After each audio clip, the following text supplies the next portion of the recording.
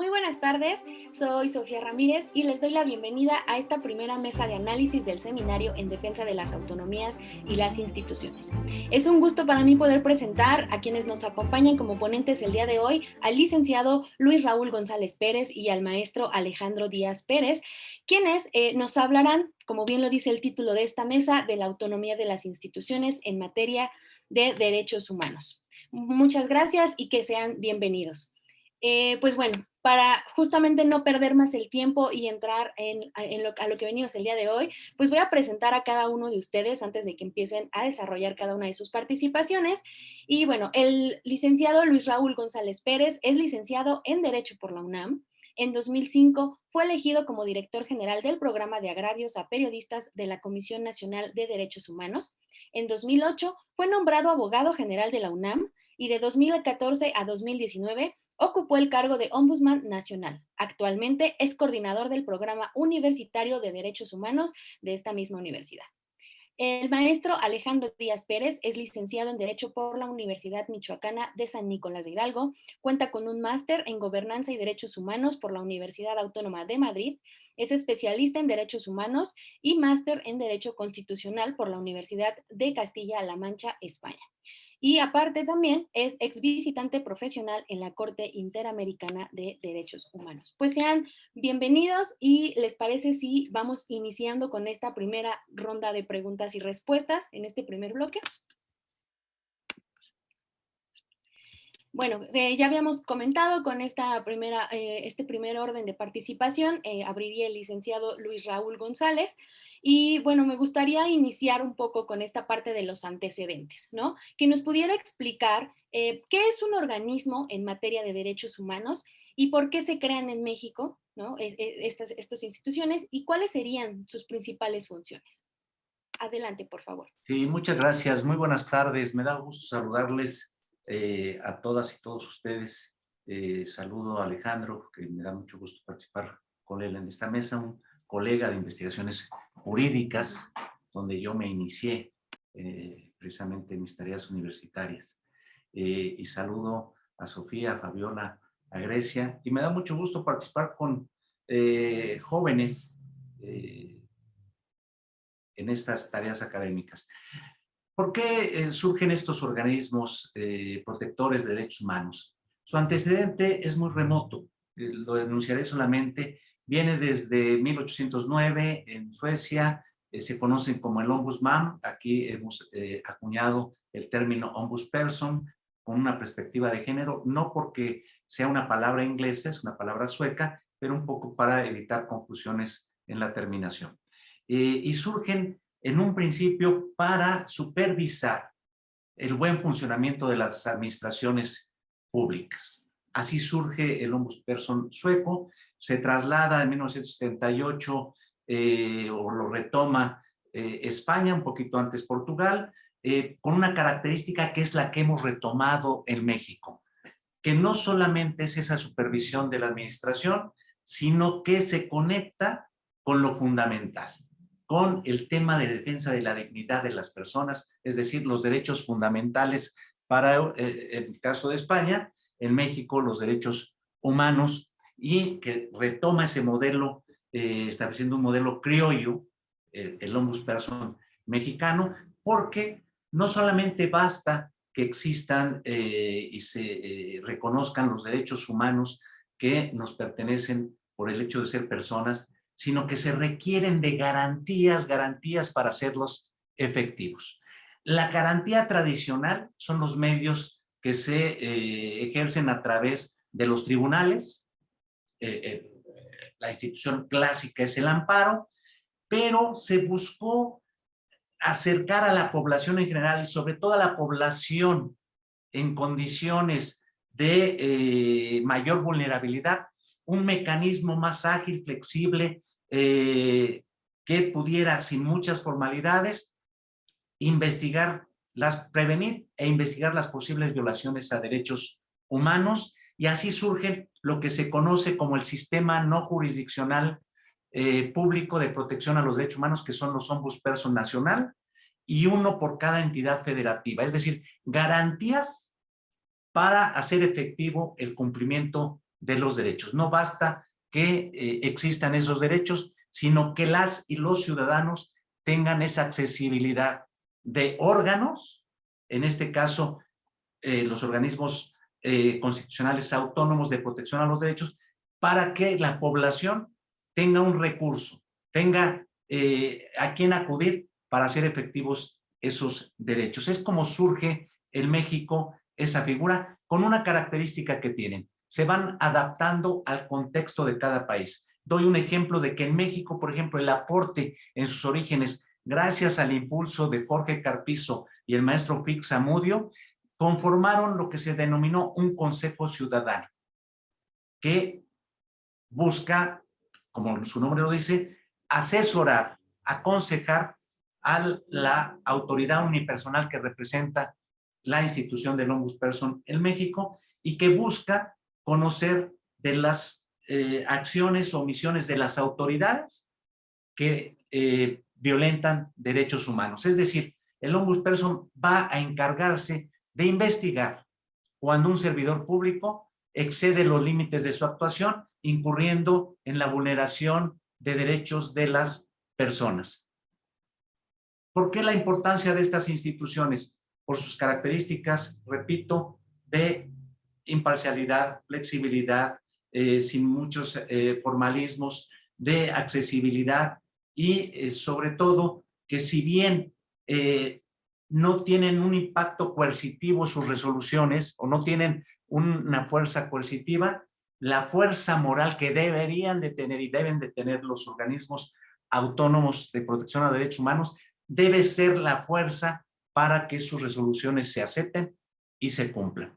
Y un tema fundamental que los anima es su característica de autonomía. No sé si me faltó algo de lo que me preguntó Sofía. No, está perfecto. Muchísimas gracias. Y justamente con esta información, con estos pequeños antecedentes que nos acaba de mencionar el licenciado Luis Raúl González, me gustaría preguntarle al maestro Alejandro Díaz, ¿no? Esta parte de su especialidad en la CNDH, que nos explicara como esta parte práctica, ¿no? Ya en función de esta teoría, ¿qué es la CNDH y cuáles son sus principales funciones, ¿no? ¿Por qué se crea y por qué es importante que justamente en México exista una Comisión Nacional de Derechos Humanos? ¿Cómo es que existe su autonomía? ¿Dónde se justifica, ¿no? ¿O qué significa justamente para este sistema democrático? Adelante, por favor. Sí, bueno, muchísimas gracias. Por supuesto que es un honor, gracias a la cátedra extraordinaria y bueno, un gusto enorme poderme reencontrar con el doctor Luis Raúl González, que además él fue presidente de la Comisión Nacional de los Derechos Humanos, así que por supuesto que es una voz experta al más alto nivel para estos temas.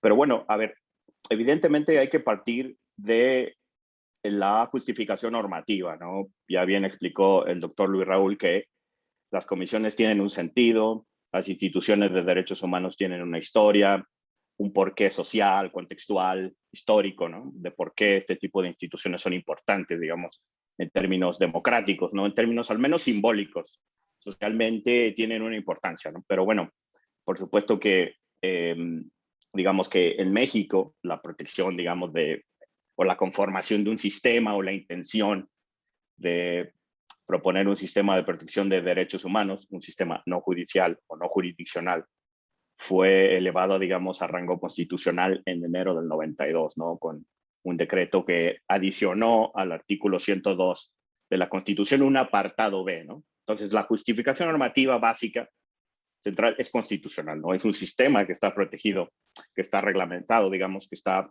contemplado en la Constitución en el artículo 102 en un apartado B, y que ahí encuentra, digamos, su justificación para normativa del más alto rango, del rango constitucional, para entender la conformación de la Comisión Nacional de los Derechos Humanos en un primer momento y luego de los organismos de derechos humanos, de las comisiones estatales, ¿no? Que por la arquitectura particular, una arquitectura federal que tiene nuestro país, pues eso, al tiempo de hacerla una red, digamos, de protección más amplia, en ese sentido técnico, en el sentido institucional, también lo hace complejo, ¿no? Para el funcionamiento, lo hace lo hace muy complejo para su funcionamiento. Y bueno, digamos que en términos generales, y yo diría que en general las instituciones nacionales de derechos humanos tienen un papel central, digamos, en las democracias contemporáneas. Fíjense, por una parte, estas entidades, como la Comisión, como los órganos estatales, funcionan como una forma que yo llamo de control del poder, ¿no? ¿Por qué? Porque desplegan competencias cuasi jurisdiccionales, ¿no? Y estas, digamos, competencias cuasi jurisdiccionales tienen como finalidad esencial la investigación, ¿no? de presuntas violaciones a los derechos humanos que se cometen por las diversas autoridades del Estado, ¿no? El Estado me refiero de los distintos niveles, el Estado mexicano, ¿no? En general. Por supuesto que las competencias varían cuando se trata de la Comisión Nacional, que tiene una competencia, digamos, originaria, una competencia primaria para investigar violaciones cometidas por autoridades federales, ¿no? Y luego hay ciertas excepciones también, pero digamos que esta es la facultad primaria, ¿no? Y desde luego que para los estados estaría derivada esta facultad para autoridades de ese rango, ¿no? Estatal y municipal, por supuesto, ¿no? Entonces, digamos que esta primera función que yo le llamo de control del poder, ¿no? De una especie de contrapeso frente a violaciones de derechos humanos que ejerce la CNDH, es el primer, y los organismos en general de derechos humanos, pues es sustancial, ¿no? Es digamos, la facultad central, ¿no? La facultad que da lugar, que da sentido a este tipo de organismos, ¿no? Pero claro, por otra parte, sí, en su mandato ejercen facultades amplias que también son importantes, ¿no? Facultades de promoción de derechos humanos, facultades de promoción de la cultura de los derechos humanos, generación de mecanismos y acercamiento de las normas de los derechos humanos y su aplicación a nivel interno. Eso es muy importante porque las instituciones nacionales de derechos humanos, es decir, las instituciones en general de protección no judicial de los derechos, tienen esta otra facultad de promoción y de acercar, ¿no?, los mecanismos de las normas de derechos humanos, que creo que es otro punto que podría dar para una reflexión más puntual, pero que yo pongo en la mesa, ¿no? Las instituciones deberían instar más al poder sobre cómo, de qué manera las instituciones deberían cumplir con sus obligaciones de derechos humanos. Eso sería acercar, ¿no? Porque la CNDH y los órganos de derechos humanos son órganos expertos, profesamente expertos, creados con una calidad técnica, o eso se entiende, con una calidad técnica para conocer de investigaciones de violaciones a los derechos humanos, es decir, de conocer las normas de derechos humanos y de multiplicar, digamos, estas funciones para acercar a los mecanismos, ¿no?, de protección de los derechos a nivel interno. Entonces, creo que esa es una de las funciones más importantes. Y bueno, claro, nuestra Constitución también prevé una facultad bastante interesante que antes estaba reservada para la Suprema Corte, pero que creo que fue un acierto la modificación constitucional para que la Comisión Nacional de los Derechos Humanos tuviera facultades de ex oficio, le llaman facultades de investigar violaciones graves a los derechos humanos. Y aunque aquí hago un paréntesis, puede haber una conceptualización no exacta de lo que pudiéramos interpretar como violaciones graves de derechos humanos. Este es un tema en sí mismo, pero en general, digamos que la jurisprudencia internacional, hay cierto consenso, digamos, de que cuando nos referimos a una facultad de investigar violaciones graves de derechos humanos, nos referimos a cierta caracterización de algunas violaciones, como la desaparición forzada de personas, como tortura generalizada, como ejecuciones arbitrarias, normalmente violaciones masivas por su magnitud, por su intensidad. En general, digamos, más allá de que, por supuesto, habría debates específicos sobre qué otros tipos de derechos podrían contemplar esta facultad, ¿no? Esta facultad ex oficio que tiene la Comisión, que me parece muy importante y que creo que está bien ubicada, ¿no? Porque le correspondería más a una institución de la naturaleza de la CNDH que a la Suprema Corte de Justicia de la Nación, ¿no? Para hacer digamos, dos grandes órganos, ¿no? Pilares de la protección de los derechos humanos, vía judicial y vía no judicial. Entonces, diría que en términos generales, sí, en términos generales, muchas gracias, esas serían las facultades que tienen los organismos, un poco el funcionamiento y, por supuesto, que más adelante seguramente vamos a retomar algunos debates más específicos. Muchas gracias. Sí, muchísimas gracias. Bueno, pues justamente resaltando un poco algunos de los puntos, ¿no?, que daba cada uno de ustedes sobre la importancia que tienen justamente estos órganos y estos organismos en materia de derechos humanos, pues es que, como lo mencionaba el licenciado Luis Raúl, se adaptan al contexto de cada país, ¿no? Y que también permiten como resaltar esta importancia de imparcialidad, accesibilidad y que no tienen una fuerza coercitiva, ¿no? De igual forma que funcionan como un contrapeso o forma de control, como lo mencionaba usted, maestro Alejandro, una forma de control de poder, ¿no?, para con el Estado. Y pues justamente una de sus principales características es que realizan esta promoción, pero que crean mecanismos en defensa de los derechos humanos, ¿no?, para la ciudadanía. Y justamente siguiendo como un poco esta línea y en aras de la creación de este seminario, resaltar como en el segundo bloque, ¿por qué deben de ser autónomos justamente estos órganos y estos organismos en materia de derechos humanos? ¿Hay una razón específica por la cual deberían de serlo? O sea, ya mencionaban la relevancia en el bloque anterior, pero ¿por qué constitucionalmente son autónomos? ¿Por qué se les da justamente ese nivel? ¿No? Entonces, si podemos empezar, por favor, con el licenciado Luis Raúl, adelante. Sí, muchas gracias. Y qué bien que Alejandro se refirió a algunos aspectos importantes y aquí es donde precisamente adquiere una de sus relevancias este tipo de órganos, el sistema no jurisdiccional de protección a los derechos humanos, los contrapesos sanos, que tienen que ver con los pilares de la democracia. Es decir, lo tradicional, el sistema tradicional de contrapesos lo venían significando la división de poderes, ejecutivo, legislativo y judicial. Ha sido tal la dinámica de crecimiento de las administraciones públicas que ha motivado que se busquen organismos intermedios entre el Estado y la sociedad, en ese vínculo con la sociedad, para, y lo decía Alejandro, tener funciones especializadas. Lo mismo en cuanto a la moneda, pues hablamos del Banco de México, lo mismo en cuanto a elecciones, el INE, pero hablando de los derechos humanos, se buscó esa especialización en órganos que tuvieran el conocimiento sobre la defensa de los derechos humanos y de ahí estas instituciones nacionales de derechos humanos y las 32 que existen en nuestro país, en una por cada entidad federativa. Y su importancia es que tienen que ver con la democracia.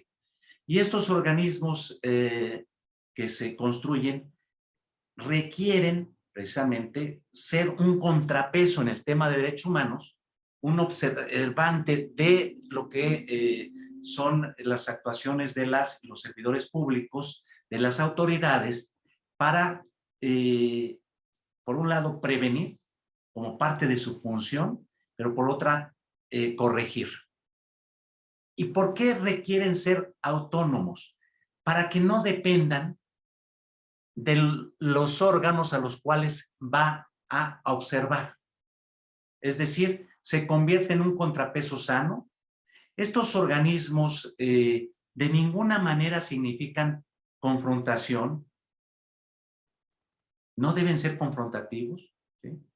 Por el contrario, pueden dialogar, interactuar, coordinarse, pero ser incómodos cuando hay violaciones a derechos humanos. Pero para ejercer esta tarea, para ser observantes de la actuación de las y los servidores públicos de esos actos o omisiones que vulneran derechos humanos, requieren tener un ropaje, estar arropados mediante un blindaje que es la autonomía. Es decir, que su actuación responda solamente a lo que diría Jorge Carpizo, a las constancias que se desprenden del expediente que investiga, que analiza, que concluye, sin que ningún poder público, ningún servidor público pueda incidir en ellos, porque ellos van a ser los destinatarios de esas recomendaciones, de esa magistratura de opinión que significa alzar la voz ante esas violaciones, ¿sí? Y por eso requieren tener independencia. Ejercer función autonómica es ejercer plenamente las atribuciones que la Constitución le dota para la defensa de los derechos humanos. Significa, y lo ha dicho la Suprema Corte de Justicia, ¿sí?, que tienen un rango y un nivel de importancia igual que los poderes públicos. No se trata, repito, de ser antagónicos, porque poderes públicos y organismos autónomos, en este caso de derechos humanos, pero cualquiera, van hacia el mismo fin, es decir, el Estado democrático de derecho, que se cumpla la ley, que los servidores públicos no rebasen los límites de su actuación y que las y los ciudadanos puedan ejercer sus derechos. Pero cuando en el camino, en las vías, en las carreteras que cada uno lleva para cumplir ese fin, el ombudsperson observa que hay un bache en el cumplimiento de una tarea pública, pues tiene que observar que tiene que ser resarcido ese bache y tiene que dar las garantías de no repetición. Y para eso se requiere de contar con autonomía, con la fuerza suficiente de actuación libre para que no pueda ser motivo de incidencia. Tampoco debe incidir en él ningún otro sector privado o social. Desde luego, los ombudsperson en la defensa de los derechos humanos se deben a la sociedad. Son órganos del Estado, pero son patrimonio de la sociedad. A ella se debe. Pero tampoco tiene que ser su actuación sesgada, debe ser neutral y debe de ser en función, repito, de las evidencias que se haga llegar. Y desde luego, y coincido con Alejandro, el ombudsperson debe proyectar la generación de política pública, ¿sí?, basada en esa autonomía. Y ahí el maestro Fix fue visionario de cómo a través de la recomendación general que no resuelve casos específicos se puede proyectar e incidir en esa materia. Los órganos autónomos, ¿sí?, hay quien dice que se crearon para despolitizar y profesionalizar la regulación de ciertas actividades. Y en el caso de la defensa de los derechos humanos, debe responder solamente a la defensa de la dignidad de las personas. Los ombudsperson, por ejemplo, se llegó a decir que formaban parte de ir, digamos, señalándole al poder público los baches en los que incurría. Y surgen, déjenme decirles, a partir de la exigencia de la sociedad. El tema principal de los organismos públicos de defensa de derechos humanos debe ser esa autonomía, ese blindaje al que yo me refería, pero ese blindaje se debe traducir en que, si bien están las garantías previstas en el 102 constitucional de ese ejercicio autonómico, se deben de ejercer plenamente esas atribuciones para realmente responder a las víctimas a quienes se debe el ombudsperson o los organismos protectores de derechos humanos. La autonomía, ¿sí? Me queda un minuto. Sí. La autonomía es, digamos, dirían los españoles, la garantía institucional de los ombudsperson. Los ombudsperson en la defensa de derechos humanos, en el ejercicio de su autonomía, ¿sí?, también se ha dicho, son controles de la constitucionalidad en el tema, en este caso, de derechos humanos. Es decir, hacen un ejercicio de control para el ejercicio de los derechos. Por eso, la autonomía es, digamos, la característica en un Estado democrático de derecho, en el tema de defensa de la dignidad humana, que hace viable que pueda tener mayor fuerza la defensa de los derechos humanos. Y se inscribe en esos contrapesos sanos que, reitero, permiten, sí, una interacción con los poderes, pero también una exigencia hacia los poderes con firmeza en el cumplimiento de los deberes. Muchísimas gracias, licenciado. Y bueno, maestro Alejandro, si pudiera, por favor, también responder la misma pregunta. ¿Por qué deberían de tener esta autonomía los órganos y los organismos en materia de derechos humanos? Adelante, por favor. Sí, muchas gracias. Bueno, claro, es fundamental que cualquier órgano de esta naturaleza, no solo en su composición, sino en su funcionamiento, tenga garantías de independencia y pluralismo. Y digamos que la composición de cualquier institución de derechos humanos, órgano de derechos humanos, el nombramiento de sus miembros debe ajustarse, digamos, a un procedimiento que ofrezca todas las garantías necesarias para asegurar la representación, digamos, pluralista, ¿no? De las fuerzas sociales, en general de la sociedad civil, ¿no? Porque especialmente de aquellas que están, ¿no? Digamos, interesadas en la protección y promoción de los derechos humanos.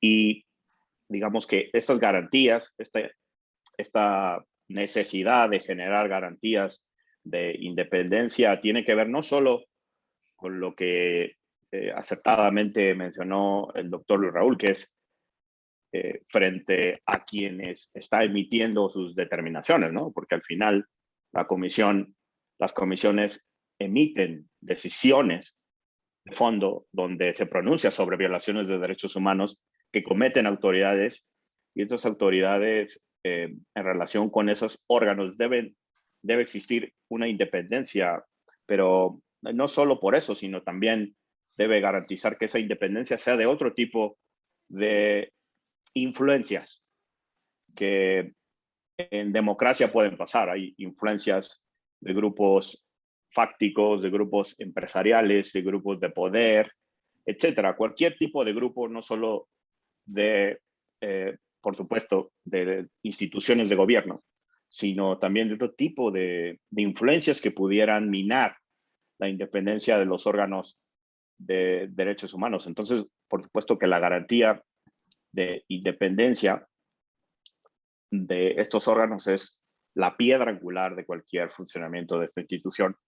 Pero digo, no solo en el funcionamiento, ahora podemos hablar de cómo se garantizaría, cómo debería garantizarse esa independencia, que digamos que es la parte más compleja, ¿no? Porque podemos estar de acuerdo que no ha habido, sin independencia, digamos, no puede haber ninguna historia de éxito. Yo me atrevería a decir que, digamos, no hay ningún órgano que nos pudiera servir de ejemplo en el mundo que no haya desplegado niveles de autonomía y que tenga algún éxito, ¿no?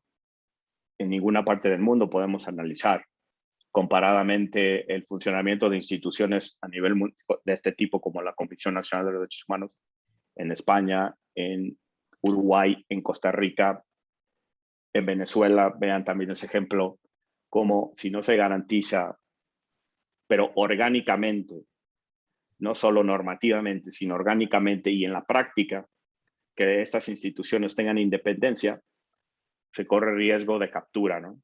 De cierto grado de captura, porque además puede haber diferentes grados, ¿no? Siempre se corre el peligro de que las independencias absolutas, por supuesto que pueden no existir, digamos que es la meta, ¿no? Pero deberíamos generar mecanismos institucionales, legales, normativos, que garanticen esa independencia como defensa de la propia captura de las instituciones, y esto sin duda que estaría a diferentes niveles, ¿no? Pero digamos que la parte esencial es que estas instituciones deben permanecer con garantías de independencia, ¿no?, frente al poder, frente a otro tipo de, digamos, de presiones fácticas y de contrapesos institucionales que las hemos visto, ¿no? Porque sabemos que en muchas violaciones de derechos humanos puede no solo estar incluido el Estado, pueden estar incluido empresas privadas, grandes empresas privadas que tienen efectos, por ejemplo, sobre diferentes derechos humanos, o pueden estar incluidas personas en particular, y esto, bueno, también es susceptible de un debate de hasta qué grado puede haber controles por parte de las instituciones de derechos humanos frente a deber de proteger, lo que se ha llamado en la jurisprudencia internacional deber de proteger frente a terceros que cometen violaciones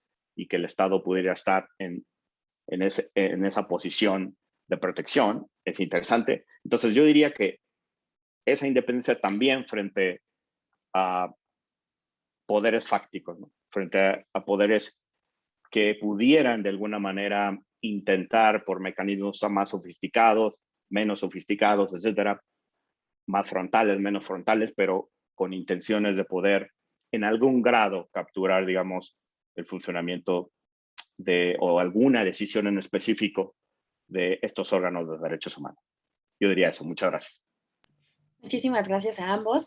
Y bueno, justamente de esta idea, ¿no? De los poderes fácticos, de que no solo el Estado viola derechos humanos, sino también los poderes fácticos, y un poco retomando la idea del licenciado Luis Raúl, que nos comentaba que los derechos humanos o los órganos de derechos humanos se adaptan al contexto de cada país, es que les hago la siguiente pregunta. Elementos como, no sé, el presupuesto, justamente, el número de denuncias que se realizan por violaciones en materia de derechos humanos, algún otro elemento que se les ocurra, ¿tienen que ver o, o generan algún tipo de influencia en el nivel de autonomía que tienen justamente los órganos en materia de derechos humanos? ¿No? ¿Cómo, o sea, sí, o sea, tienen esta influencia, pueden decidir en el nivel de autonomía que tienen y sobre todo, derivado de esto, ¿cómo se mide o se determina que un organismo o órgano en materia de derechos humanos tiene los suficientes mecanismos de autonomía, ¿no? Para llevar a cabo justamente las funciones para las que fue creado? Entonces, si podemos empezar con el licenciado Luis Raúl, por favor. Sí, muchas gracias. Bueno, desde luego, y lo esbozaba Alejandro, eh, ¿cómo traducir esa autonomía en los hechos? Es el mayor reto que conlleva pues este ropaje, este blindaje que conlleva la autonomía para tener un ejercicio libre, independiente, basado solamente en lo que se desprenda de su investigación, sin incidencias ni de poderes públicos, ni de poderes privados, ni sociales. Y aquí hago un paréntesis de cómo la dinámica en el ejercicio de protección va evolucionando y cómo desde el 2011 Naciones Unidas impulsa, y México todavía estamos rezagados en ello, pero hay pasos, ahí hay, por ejemplo, una recomendación general en el tema sobre empresas y derechos humanos, cómo los poderes fácticos, como puede ser el sector privado, también pueden violentar derechos humanos, y hoy hay principios de actuación de respeto de esos que deben de observar las empresas, y cómo las instituciones protectoras de derechos humanos ya vienen incidiendo en dirigirse a empresas. Doy un ejemplo, lo sucedido en el tema del conocido coloquialmente como socavón en la carretera Acapulco, ¿no?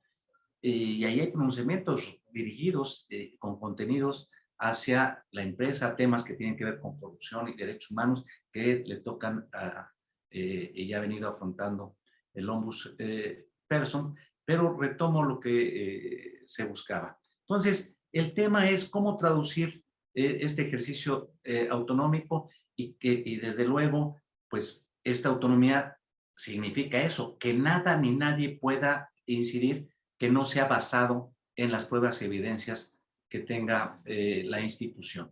Segundo, ¿cómo traducir esta autonomía? Pues desde el tema previsto en la Constitución, pero que se debe traducir en los hechos de cómo se dé, por ejemplo, la selección del perfil para presidir los 33 organismos de derechos humanos, uno por cada entidad federativa y el nacional. El tema, desde luego, de contar con los recursos para el ejercicio de esa actuación, pero además también cómo medir ese grado de ejercicio de esa autonomía con base en las atribuciones que tiene y que la sociedad civil ahí sí haga una exigencia de cómo está actuando las instituciones respecto a ese ejercicio autonómico. Por ejemplo, ¿cómo medir este ejercicio autonómico? Diría un indicador que es además un mecanismo privilegiado que dotaron a las instituciones públicas protectoras de derechos humanos el poder revisor de la Constitución al incorporarlo en 2007, de las acciones de inconstitucionalidad que puede promover el ombudsperson. Y aquí es el mejor ejemplo de por qué requiere esa autonomía e independencia. Sabemos que los gobiernos pasados y presentes, ¿sí?, buscan incidir en promover sus normas, las leyes que consideran óptimas para lograr los fines de gobierno y que muchas veces ven acompañados de mayorías legislativas. Bueno, ahí está el mejor ejemplo de una atribución que el ombudsperson tiene, en donde, si tiene independencia, puede ejercer una acción de inconstitucionalidad contra esa iniciativa presidencial que se tradujo en ley por el legislativo, por la mayoría legislativa, pero que contiene inconsistencias constitucionales o va contra la Constitución, y el ombudsperson desencadena la actuación del otro poder, el Poder Judicial, para que, siendo el último intérprete de la Constitución, o siendo determine si esa norma aprobada se apega a la Constitución, porque desde la perspectiva de la institución protectora de derechos humanos, al desencadenar la actuación de este Poder Judicial, considera que no está pegada. Si no tuviera esta autonomía, esta independencia, se vería constreñido al no ejercicio de sus atribuciones. Por eso la importancia de la autonomía y por eso la pregunta de que si un determinado tipo de quejas o denuncias puede incidir en la autonomía de las instituciones, diría no. Nada ni nadie puede incidir que no sea lo que se desprenda de las pruebas y de las evidencias. Del análisis que libremente haga el ombudsperson, en el ejemplo que daba, de leyes que pueden ser contrarias a la Constitución y que, como ha sido el caso, mayoritariamente la Corte le ha dado la razón a los ombudsperson y se han expulsado muchas normas del sistema jurídico mexicano por determinación de la Corte excitativa de la institución protectora de derechos humanos. Pero lo mismo en las quejas individuales que resuelven casos concretos. Su actuación debe estar exenta de cualquier presión pública, privada o social. Pero eso sí, tiene que estar del lado de las víctimas, pero del lado de las víctimas con pruebas y evidencias, acompañándolos. Tiene que tener un vínculo con la sociedad, ¿sí? Y debe ser muy firme respecto de quienes pueden violentar derechos humanos. Muchísimas gracias, licenciado. Y bueno, justamente, maestro Alejandro, si pudiera responder justamente las mismas preguntas, pero quizá bajándolo un poco a este caso específico de la CNDH. No sé, su nivel de autonomía lo determinan factores externos, puede suceder, y cómo medir o determinar que justamente la CNDH tiene los suficientes mecanismos de autonomía como para llevar a cabo las funciones para las que fue creada, ¿no? Entonces, sí, por favor, pudiera responder, adelante. Sí, claro, con gusto. Bueno, coincidiendo con el doctor Luis Raúl respecto de que una primera forma de medir la autonomía es cómo se elige, digamos, a quienes integran el órgano, ¿no? Pero yo diría que hay dos grandes maneras de medir la autonomía. Una es esa, orgánica, es decir, cuáles son los medios jurídicos por los que se conforma la institución, ¿no? La forma de elegirlos, que haya independencia de los miembros elegidos con respecto a los partidos políticos, ese es un indicador, que haya también respecto independencia de grupos empresariales, inclusive de grupos religiosos o grupos con cierta ideología. Por ejemplo, esta sería una garantía que estaría consagrada orgánicamente, ¿no? Una forma de garantizar que quienes están integrando el órgano tengan independencia. Después hay un nivel técnico, bueno, que tengan una cierta expertise en derechos humanos, una experiencia notable, etcétera. Pero me gustaría más referirme a cuestiones de facto, ¿no? De lo que sucede en la Comisión Nacional de los Derechos Humanos respecto a lo que yo llamaría la eficacia de la institución como forma de comprobar, de constatar la autonomía, porque al final, aunque tengamos mecanismos que creo que podríamos mejorarlos, los de la autonomía orgánica, creo que el mayor de los problemas estaría centrado en la forma de garantizar esa autonomía a través de la eficacia del órgano, porque una de las mejores formas de medir el grado de autonomía es cómo despliega las atribuciones contenidas en la Constitución y en las leyes. Me refiero a la Comisión, por ejemplo, ¿no? Y bueno, uno pensaría que ahí estaría el ejemplo de una manera eficaz, una manera importante de medir el grado de autonomía, pero medir eficacia de un órgano es especialmente complejo. Y quisiera hacer un pequeño recorrido. Por ejemplo, normalmente, iniciando desde el procedimiento, la forma en cómo se categoriza, por ejemplo, las quejas por presuntas violaciones. Bueno, normalmente, esto lo podemos encontrar en algunos artículos académicos. Me voy a referir un poco a investigaciones previas, etcétera, sobre que hay una especie de sesgo relacional entre el número de quejas y las recomendaciones que se emiten, ¿no? Normalmente este es un argumento muy común que se da. Es decir, hay un número muy alto de quejas y pocas recomendaciones finales, ¿no?, a los órganos. Pero cuando uno mira, por ejemplo, cuál es la eficacia de otros órganos respecto de eso, los números son parecidos. La Defensoría de Uruguay, por ejemplo, mediciones que hay de la Defensoría del Pueblo de España. Digo, por poner un órgano europeo que tiene garantías de independencia, pero luego en su funcionamiento tendría más o menos el mismo diferencial con la Comisión Nacional de México. Es decir, recibe muchas quejas, emite pocas recomendaciones. Y esto no es exactamente lo que me preocuparía. De hecho, digo esto porque también para analizar la eficacia vamos a intentar medir exactamente hasta qué grado esto es un mito, ¿no? En realidad, que sería mi posición. Una posición que está publicada en un artículo de hace un par de años y que lo pondré a disposición de quien lo quiera leer, pero al hacer estas mediciones, uno en los últimos periodos, por ejemplo, entre 2014 y 2018, el grado de aceptación de las recomendaciones era mayor al 90%. Es decir, si una autoridad acepta, está obligada a cumplirla. O sea, se somete a vincularse para poder reparar la violación, ¿no? Y entonces, en ese punto, quiero un poco desmentir, vamos a llamar así, es mi posición, sobre que hay un problema de que la comisión reciba muchas quejas y emita pocas recomendaciones.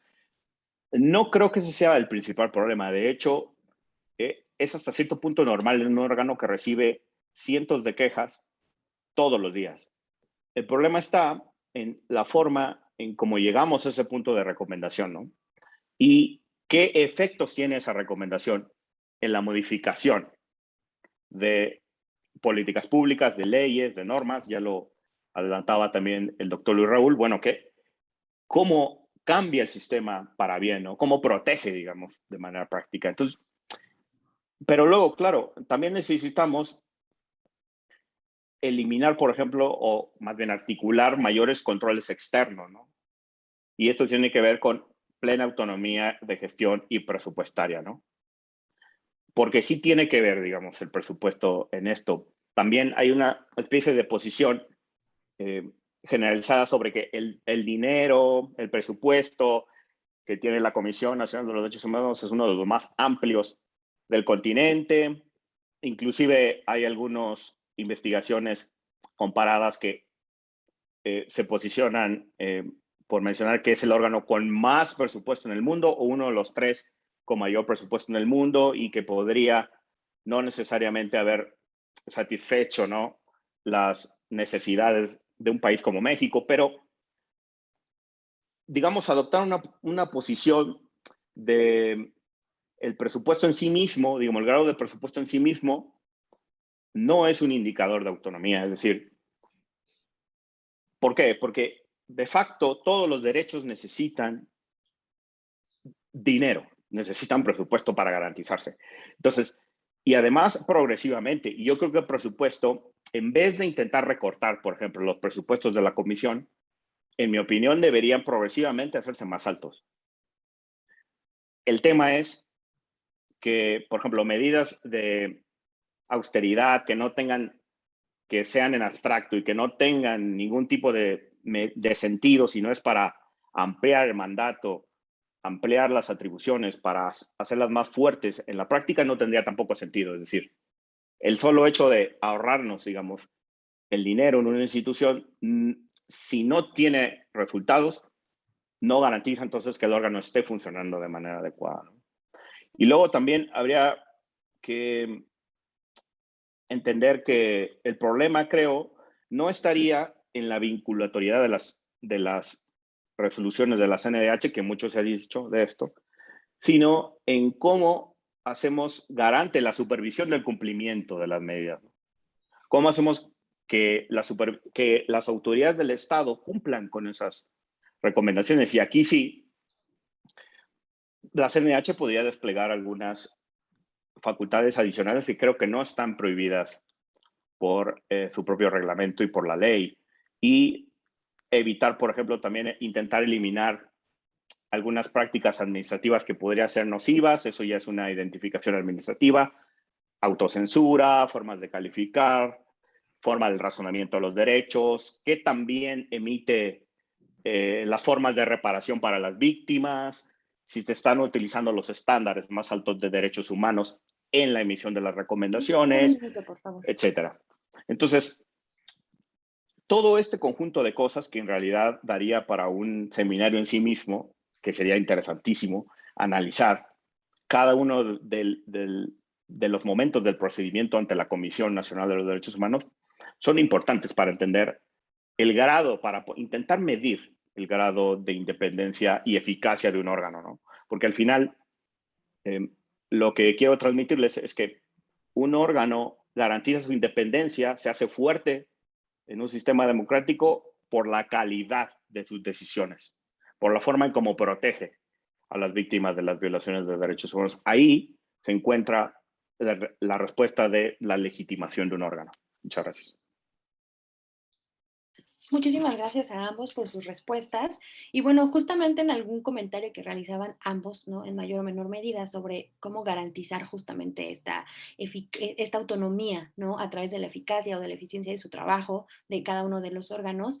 eh, y de los poderes que pueden afectarlos, ¿no? De manera como externa, me lleva a iniciar con el tercer bloque y preguntarles, ¿qué implicaría en un aspecto positivo o negativo el que ustedes quieran tomar o ambos, tanto para la democracia como para los organismos mismos, que justamente haya una destrucción o subordinación de de los OCAS en materia de derechos humanos?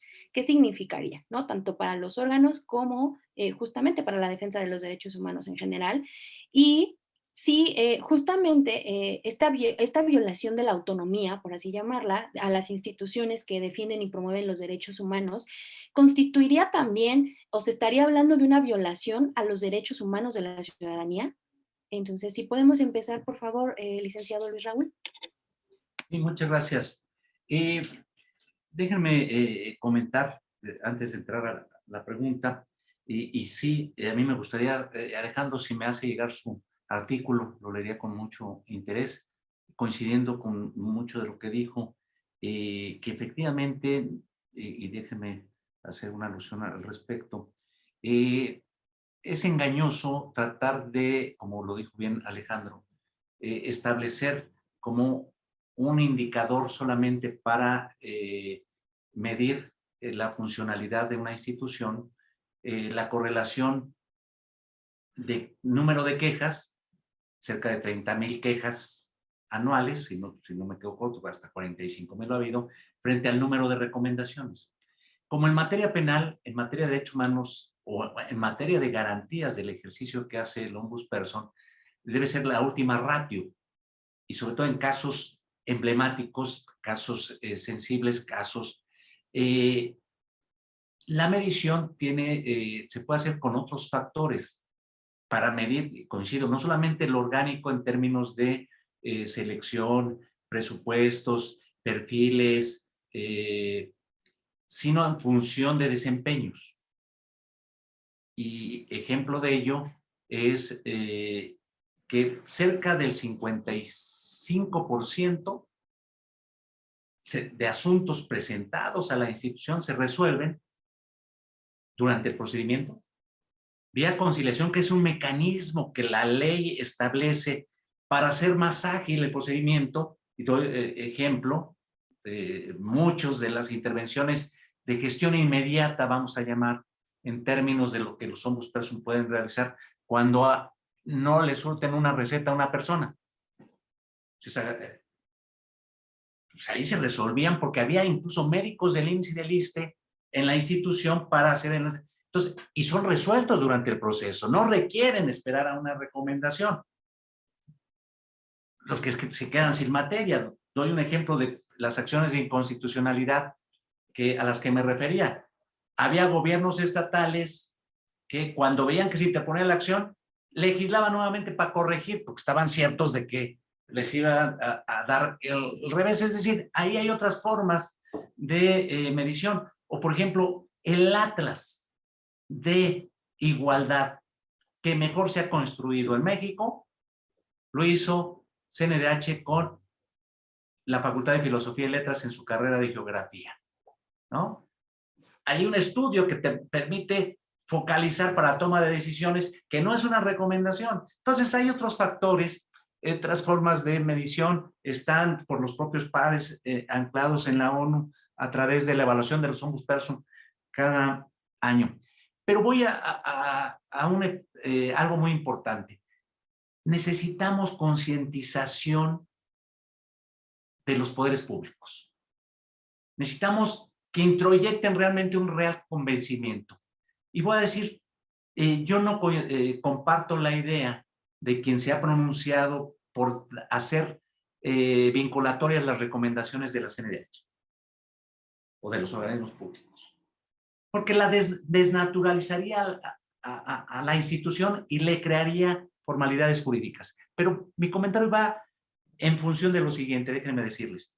Buscando darle herramientas, dientes, dirían muchos críticos, a la institución para la efectividad de sus resoluciones, se estableció en el 102 constitucional en la reforma del 2011 que esos servidores públicos que no cumplen o no acepten las recomendaciones, el Senado, a petición del ombudsperson, los haga comparecer al órgano político que es el Senado, para que respondan, para que den sus argumentos haciéndolos públicos.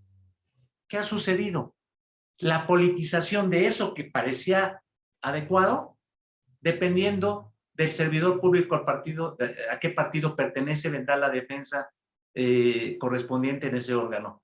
Entonces, se requiere que se asuman compromisos de los propios actores públicos y políticos respecto al compromiso con los derechos humanos y no se quede en esa narrativa. Entonces, ya respondiendo la pregunta, creo que sería una regresión desdibujar las autonomías, ya sea cooptándolas o desapareciendo la propia figura de la autonomía, ¿sí? Si se desdibuja a quien se está afectando es a los destinatarios de esa protección, que son las víctimas de violación a derechos humanos. Quitarle o desdibujarle o debilitarle a las instituciones protectoras de derechos humanos es debilitar la defensa de los derechos humanos de las personas. Los aparatos de gobiernos federales, estatales o municipales son tan amplios que por más voluntad política que tuviese de respetar los derechos humanos, no tienen ojos puestos en todos lados y menos unos ojos de neutralidad respecto de las tareas y funciones públicas. Y ahí es donde, de manera sana, entran los organismos, los contrapesos, como son los órganos autónomos defensores de derechos humanos. Es decir, desdibujar la autonomía por cualquier mecanismo, ¿sí? Es lesionar el principio de progresividad en la defensa de los derechos humanos, es debilitar la defensa para las poblaciones para las que mayormente está diseñado. La accesibilidad es para todos, pero mayormente es para quien no tiene las posibilidades de acceder a un abogado y su abogado va a ser la institución protectora de derechos humanos. Para quien no tiene la posibilidad de, por lo técnico y porque requiere de abogado y porque requiere de recursos, acudir a la vía de amparo, ¿sí? Entonces, se desdibujaría si se debilitan las autonomías una función de defensa de los derechos humanos. Y en mi opinión, se desdibujaría el compromiso como país frente a los sistemas universal y regional de derechos humanos. Entonces, creo que se debilitaría al propio sistema democrático porque se estarían debilitando esos pilares de la democracia. Pensemos que los organismos autónomos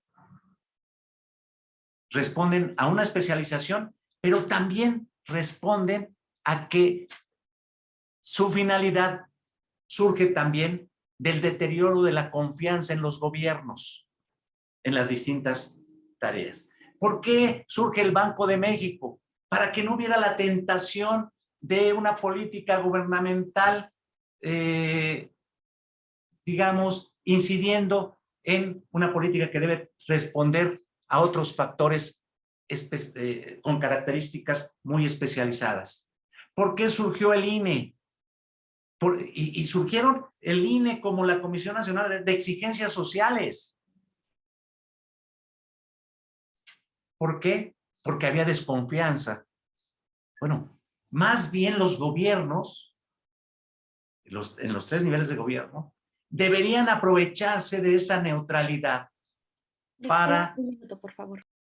Conocer de las debilidades de su gobierno cuando hay esa convicción democrática de no violentar derechos humanos a partir de que se lo dice un tercero, ¿sí?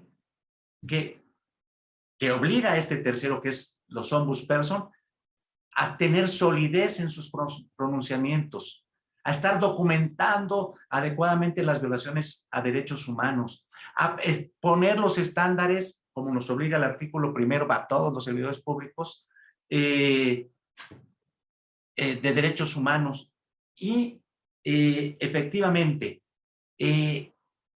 creo que uno de los aspectos fundamentales que deben focalizarse es el tema del cumplimiento de las recomendaciones. Es decir, pero nuevamente entra aquí el convencimiento real, no narrativo, discursivo, de defensa, de cumplimiento de esas recomendaciones.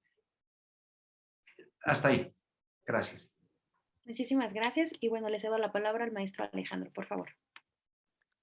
Sí, muchas gracias. Y el doctor Luis Raúl tocó un punto en el cual por cuestiones de tiempo no pude profundizar, pero es muy interesante, claro. Y comparto la posición de que probablemente el problema de eficacia no está ni en la aceptación, decíamos, esto está medido, hay niveles bastante altos de aceptación, a ver si hay quien no acepta, también hay muchos casos que no aceptan, pero el nivel de aceptación es bastante alto por parte de las autoridades, especialmente federales. Vemos ya un mayor porcentaje de reticencia en autoridades estatales y municipales que por excepción llegan a la competencia de la Comisión. Pero, digamos, en la Comisión Nacional. Y el tema estaría en cómo podemos garantizar, ¿no? A través de las propias instituciones democráticas. A ver, y estoy de acuerdo, judicializar un procedimiento que tendría que ser rápido, que es gratuito, que debe ser rápido para la víctima, lo complejizaría a un nivel que no tendría mucho sentido a nivel de protección de los derechos, porque justamente el sentido de organizar un sistema administrativo, vamos a poner, o no judicial, de protección de derechos humanos es evitar, digamos, los controles judiciales excesivos. Y los controles judiciales, porque tienen ciertas reglas procesales más rígidas, etcétera, porque no pueden medirse por excepcionalidad de esas reglas procesales.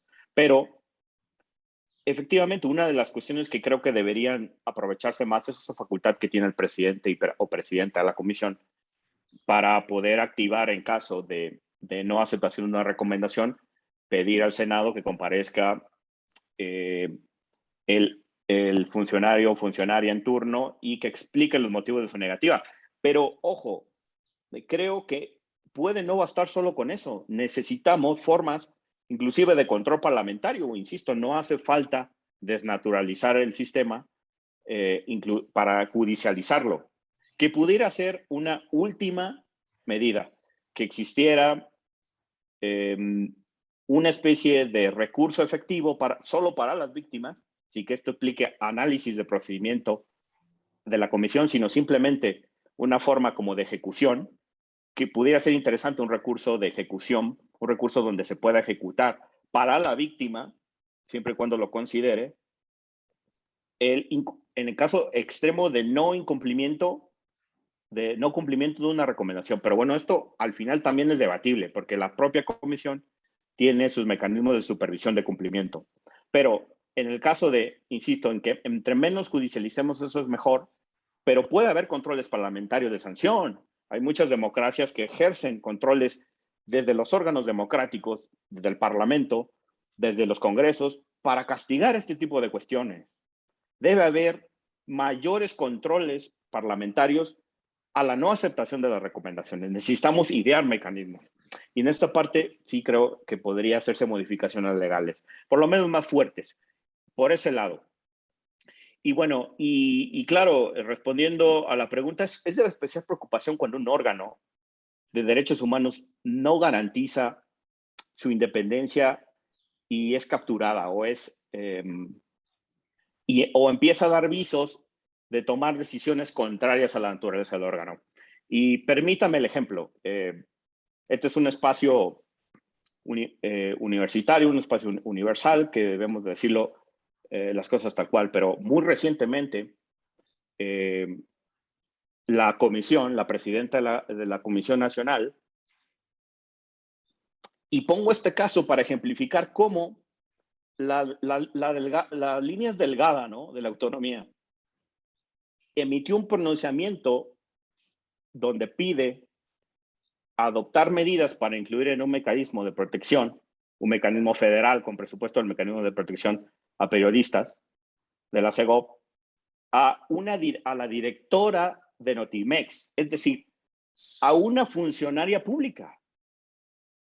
Pero vean cómo esto no es un tema menor, es decir, un órgano de Estado que su naturaleza es proteger de violaciones de derechos humanos a los ciudadanos y ciudadanas de los organismos del Estado, emite una medida o solicita una medida para proteger a una funcionaria del propio Estado.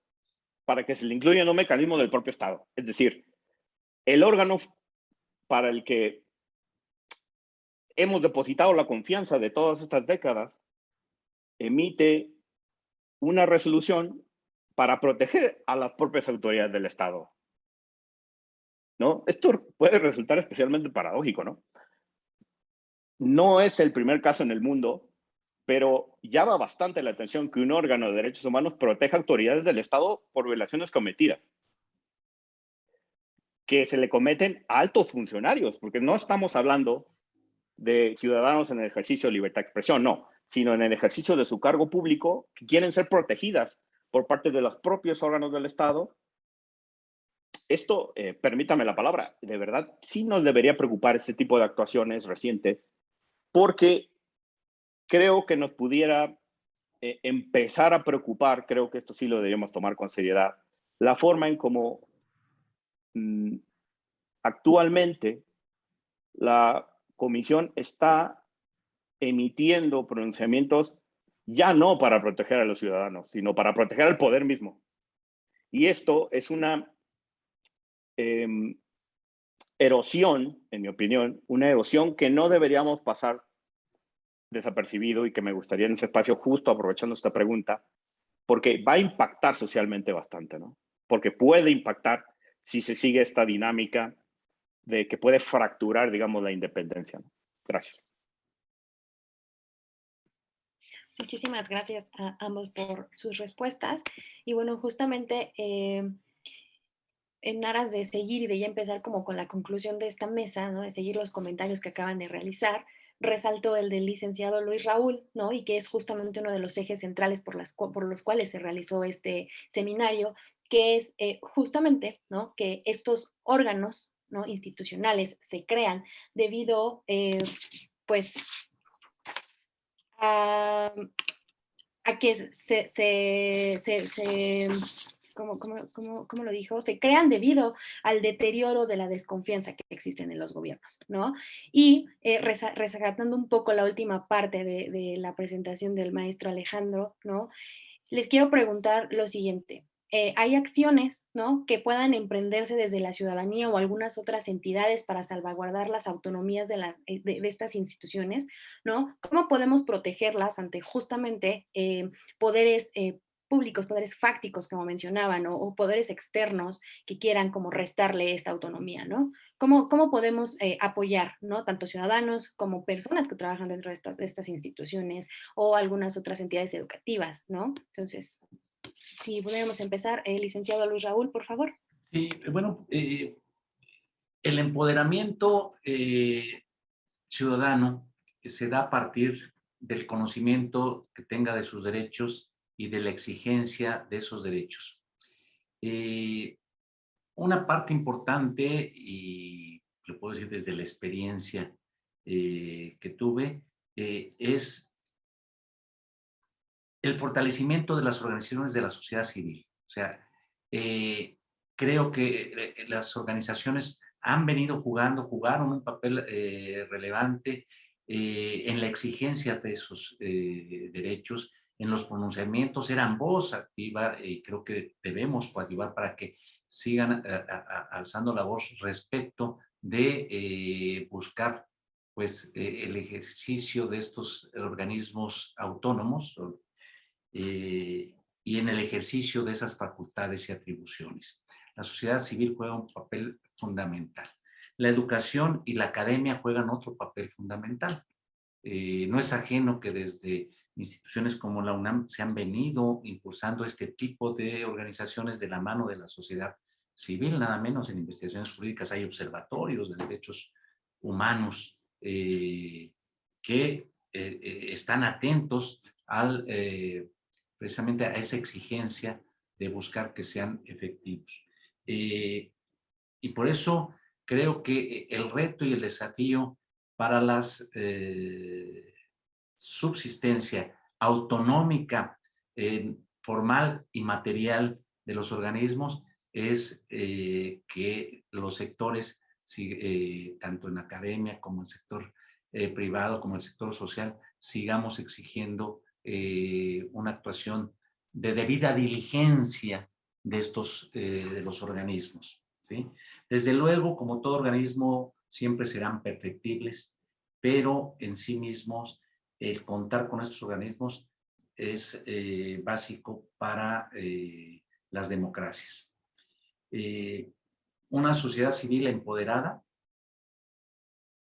ayuda muchísimo, porque exige y obliga, que es uno de los temas que tiene que ver con los organismos autónomos, a la rendición de cuentas. Ahí hay otro factor al que se refería Alejandro, es decir, un ejercicio de parte del Parlamento a los informes del Ombudsperson. Coincido que tiene que darse mayores controles parlamentarios respecto de la institución. De hecho, los Ombudsperson surgen en Suecia en una especie de comisionados parlamentarios, ¿sí?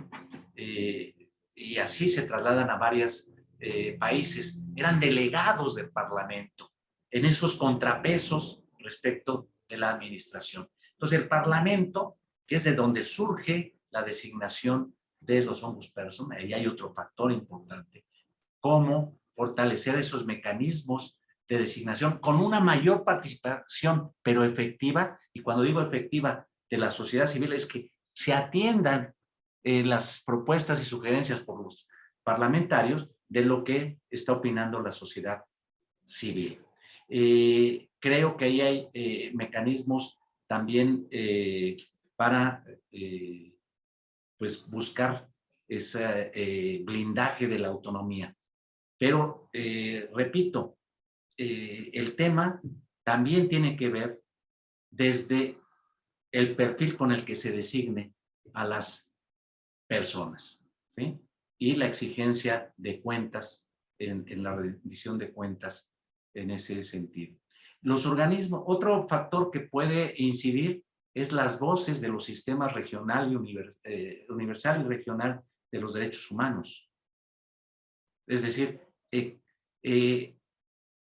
hay una interrelación natural entre el actuar de los organismos como la Comisión Interamericana de Derechos Humanos o los comités de tratados de Naciones Unidas con la actividad propia de los ombudsperson. Hay nichos de oportunidad ahí y también nichos desde estos organismos propositivos para buscar el fortalecimiento de esa autonomía de los organismos protectores de derechos humanos.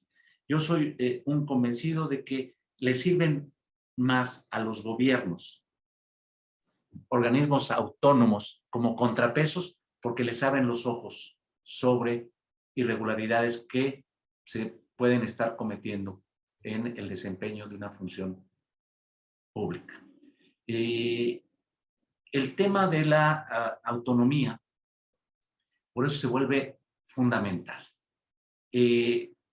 La CNDH surge como órgano desconcentrado, pero la voz que elevó Jorge Carpizo en su momento posesionó a la comisión no siendo autónoma. Y esto me lleva y me ha llevado a una reflexión, cómo a veces, no teniendo autonomía formal, legal o constitucional, se puede hacer un ejercicio independiente. Lo hizo Jorge Carpizo. Y muchas veces, teniendo autonomía constitucional, se deja de ejercer atribuciones o se invierte la tarea.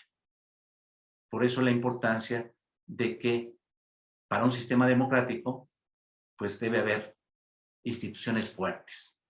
México atraviesa, en mi opinión, lo sintetizo, 4 problemas que lo sintetizo en 4 binomios. Pobreza y desigualdad. Y ahí está un tema que tiene que ver con derechos humanos. Violencia e inseguridad. Corrupción e impunidad. Pero algo, y el cuarto, es debilidad del Estado de Derecho. Y en esta debilidad del Estado de Derecho está el tema de derechos humanos también y debilidad en algunas instituciones públicas.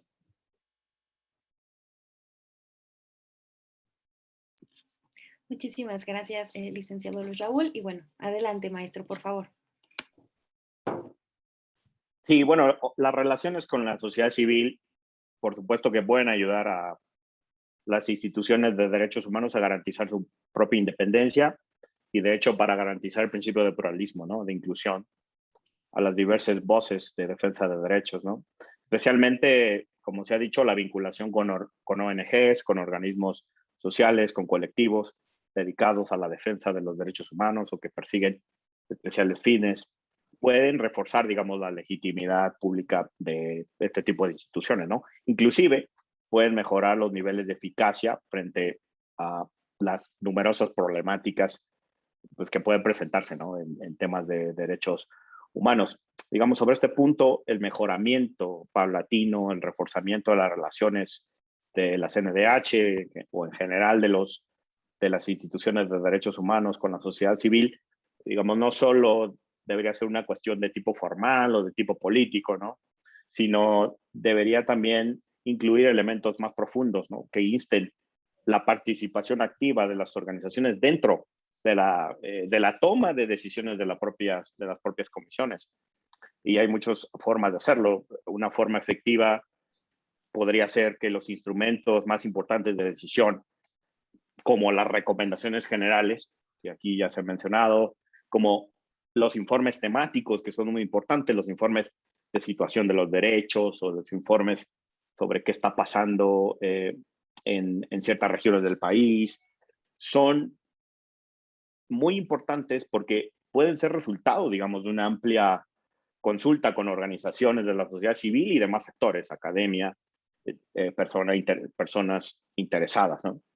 Y digo que esto es imprescindible porque a menudo las organizaciones, pequeñas, grandes, las organizaciones sociales, funcionan, digamos, a partir de los niveles más básicos de la sociedad, ¿no? Y su interacción, y tienen una interacción muy particular con esos entornos de sociedad.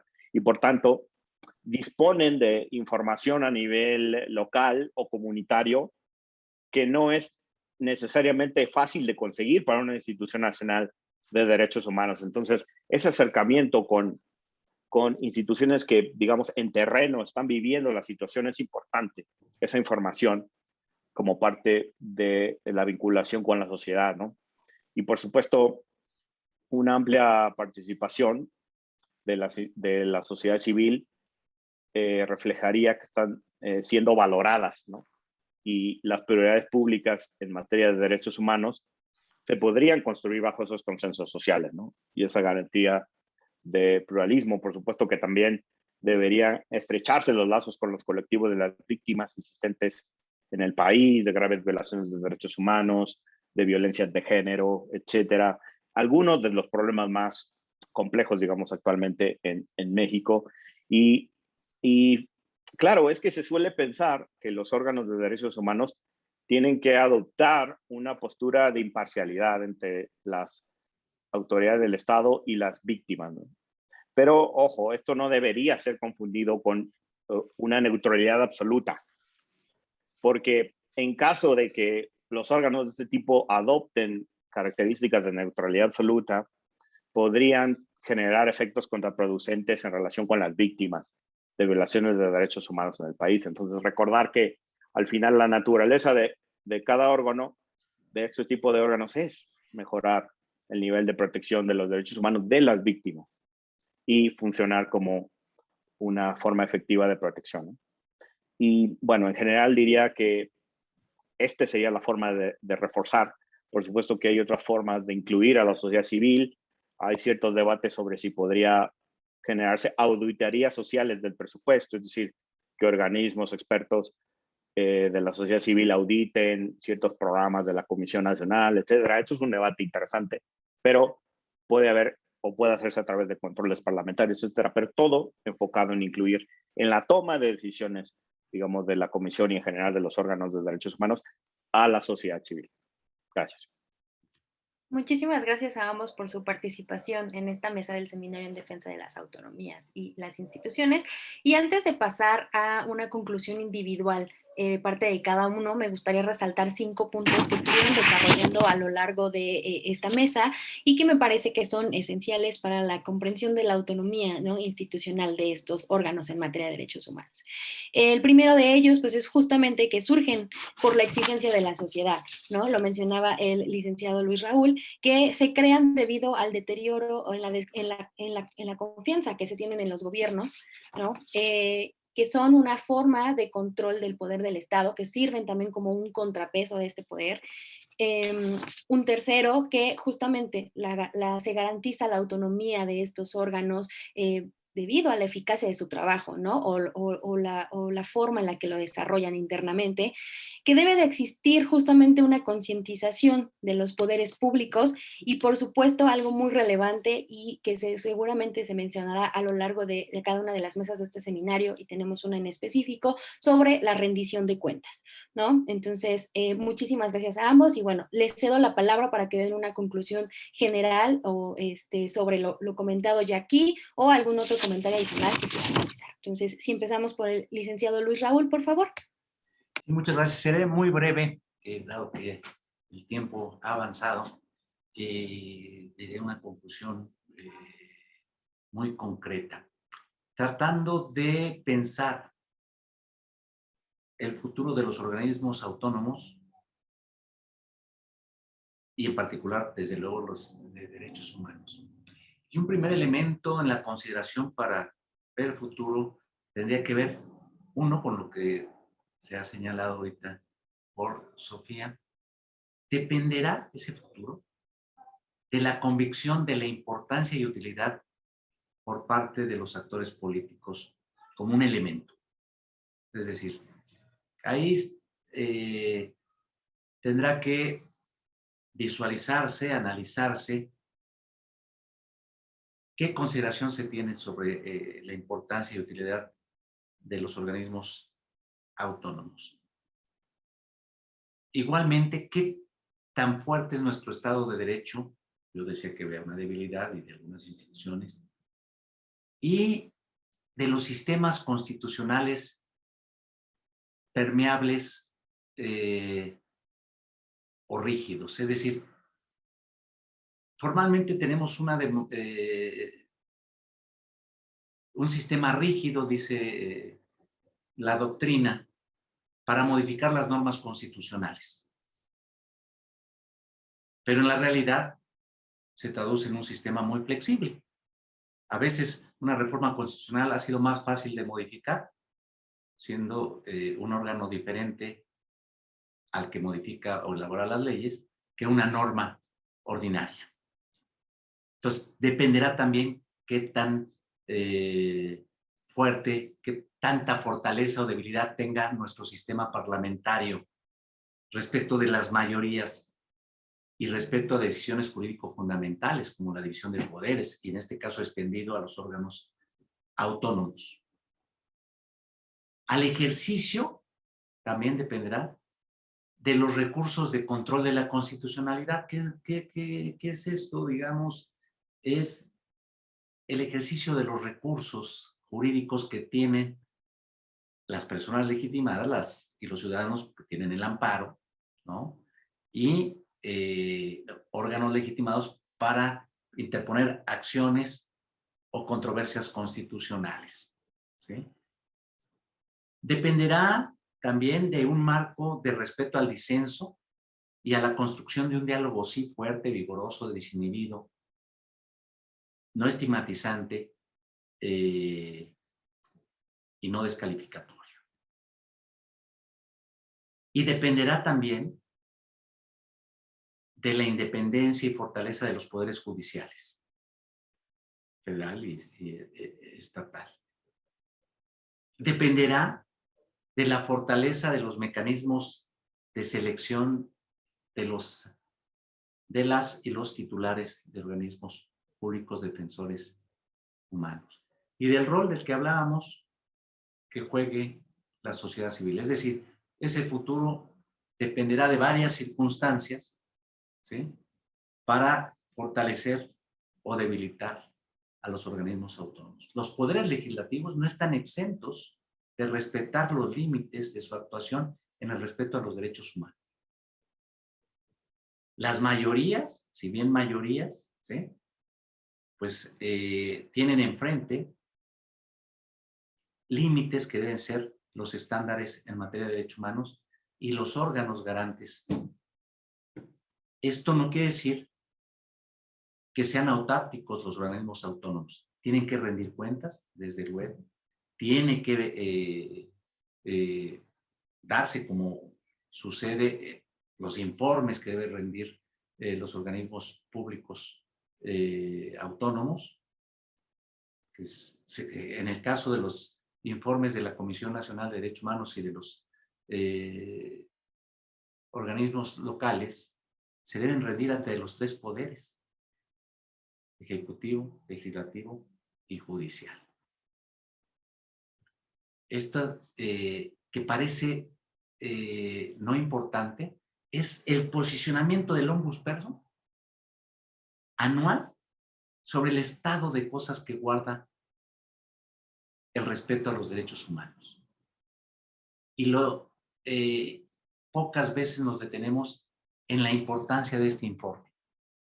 Pero ahí hay una herramienta importante del ejercicio autonómico de los organismos públicos, ¿sí?, pero también en ese ejercicio autonómico de posesionar qué pasa con el respeto a los derechos humanos. Yo, aprovechando que es la última intervención, agradezco mucho la invitación, agradezco a la Cátedra Francisco I. Madero, a sus integrantes, a quienes hacen posible operativamente esto, y desde luego saludos a los titulares del INE y de la cátedra, a Fernando Castañeda, a Lorenzo Córdoba, por favor, mis respetos. Y gracias, Alejandro, fue un gusto compartir la mesa con usted y me interesa mucho, y a ver si después nos tomamos un cafecito. Muchísimas gracias, licenciado. Y bueno, pues les cedo la palabra de manera inmediata al maestro Alejandro, por favor. Sí, muchísimas gracias. Sí, con mucho gusto, doctor. Y también ha sido un enorme privilegio estar aquí.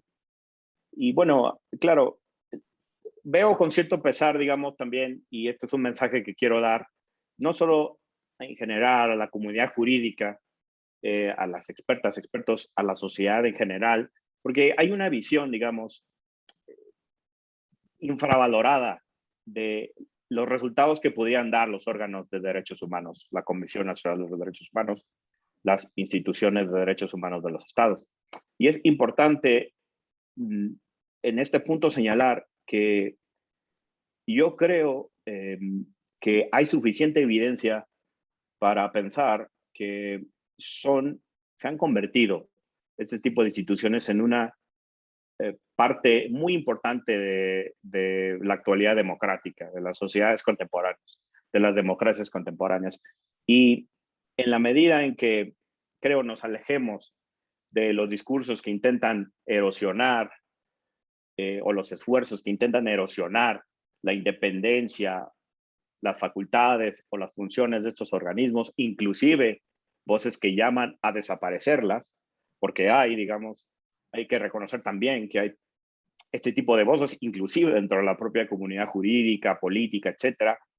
Debemos de reivindicar este tipo de órganos y analizar más profundamente, intentar mejorar la forma en cómo estos órganos están funcionando, porque sí son importantes para una democracia.